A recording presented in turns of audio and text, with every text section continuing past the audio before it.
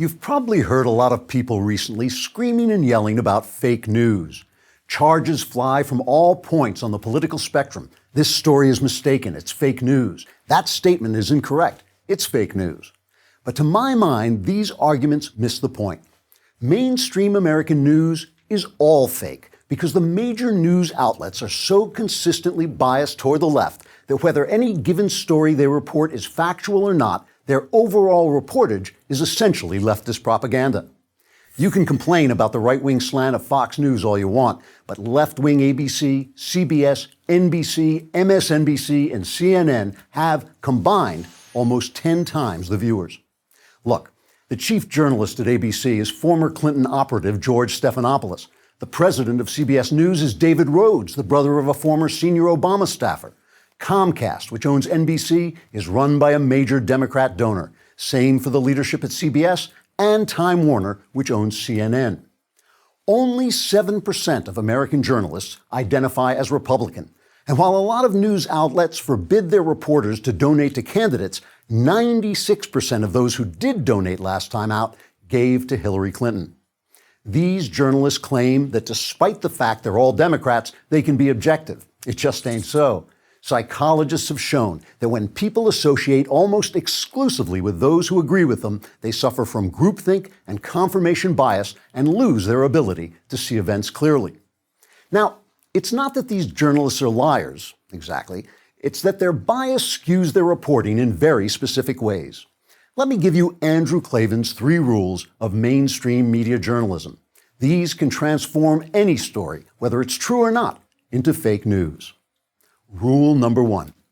Whenever left-wing prejudices are confirmed by a single event, that event is treated as representative. But whenever left-wing prejudices are contradicted by a single event, that event is treated as an isolated incident. And if you treat it as representative, you are deemed to be hateful. So for instance, a white cop shoots a black suspect. The mainstream media treats that story as representative of general police racism, even though studies show cops don't use deadly force more often on blacks than on whites.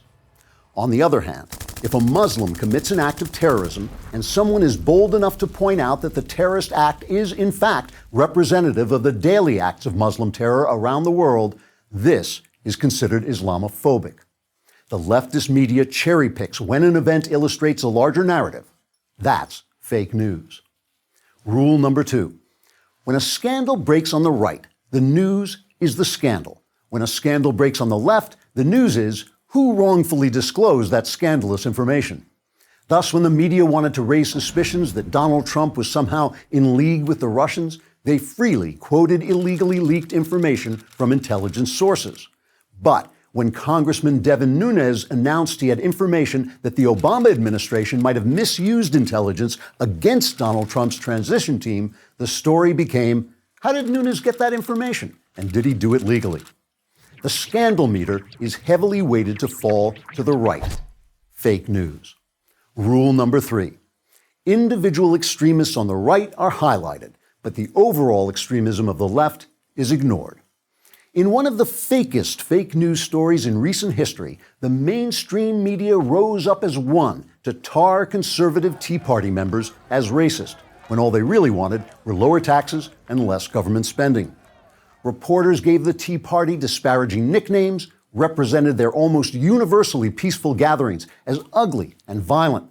And whenever an individual Tea Partier said something wrong, it was cited as evidence that the movement itself was tainted.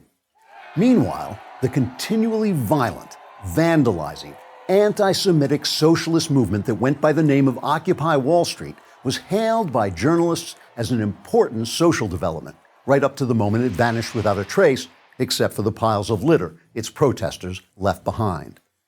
Peaceful Tea Partiers wanted the small government prescribed by the Constitution, so they were radicals. Violent occupiers wanted the widespread government intrusion of socialism, so they were heroes. Very fake news.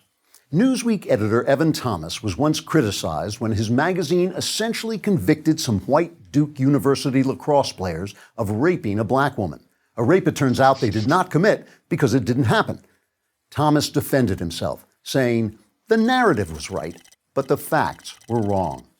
The mainstream media almost always get their left-wing narrative right, whether the facts support it or not. That's called confirming your own prejudices. It's called bias. It's called fake news. I'm Andrew Klavan for Prager University.